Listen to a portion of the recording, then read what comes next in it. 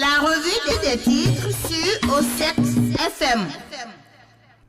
Mesdames et messieurs, bonjour. C'est la revue des titres de ce mardi 27 février 2024. Nous démarrons par le matinal. Réforme au sein de la Commission béninoise des droits de l'homme, des représentants dont celui de la presse supprimé. Le nombre de commissaires passe de 11 à 7. Des détails sur les changements intervenus. Sommet extraordinaire de la CEDEAO, Olusegun Adjadi Bakari fait le point. De bons offices en cours pour rétablir les relations avec le Niger, toujours à la une du quotidien. Le matinal, 13e conférence ministérielle de l'OMC, les contributions de la délégation béninoise saluées. Quotidien Fraternité, un an après l'arrivée de Gernot Rohr à la tête des Guépards, un bilan en demi-teinte, 8 matchs, une victoire sur tapis vert. Regard croisé des journalistes sportifs. Récurrence des cas d'accident à Abomey-Calavi et Cotonou, visite technique, contrôle routier implacable. Quotidien La Nation.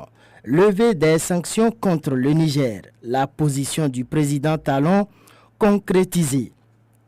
Assemblée nationale, la réforme de la CBDH enclenchée. Conférence des forces vives de la nation, nécessité d'enseigner l'histoire aux étudiants. Un autre quotidien à découvrir ce matin, décryptage info. Affaire Wadaini contre Inks à la criette, le ministre d'État fait retirer la plainte de ses conseils avec désistement de toute action. Mini-sommet des rois et chefs traditionnels du Bénin, la haute autorité royale du Bénin précise ses prérogatives. Commerce de céréales, l'Inde autorise l'exportation de 130 000 tonnes de riz vers la Guinée-Bissau, la Tanzanie et le Djibouti. Dynamisme info à présent. Soutien aux actions du pouvoir par l'entremise de l'UP Le Renouveau, Zinsou et Talon comme l'arbre et l'écorce. 2026, suscitation de candidature de Romuald Wadaini.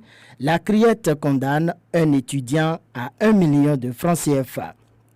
Toujours à la une du quotidien Dynamisme Info, démolition à Togben. La commission de dédommagement met en cause la bonne foi du propriétaire de l'immeuble.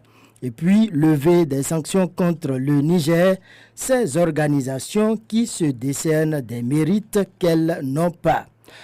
Dernier quotidien à découvrir ce matin, Matin libre, poursuivi pour avoir suscité sa candidature.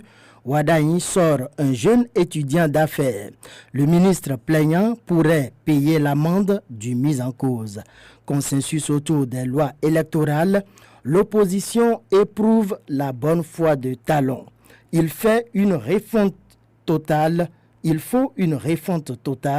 du système partisan. Mesdames et messieurs, c'est la fin de la revue des titres parus à la une des quotidiens ce mardi 27 février 2024. Merci pour l'attention. Journée bénie à chacun et à tous. O6 FM vous souhaite une bonne journée.